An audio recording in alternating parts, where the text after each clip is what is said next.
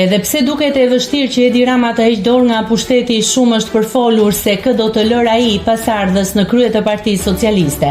Gjatë takimit me gratë dhe vajzat e Partisë Socialiste, Rama deklaroi se në vitin 2030 Shqipëria do të drejtohet nga një grua. Në këtë rast, Rama bëri orakullin ku pretendon se di jo vetëm fituesin e 11 majit, por madje edhe fituesin e vitit 2030.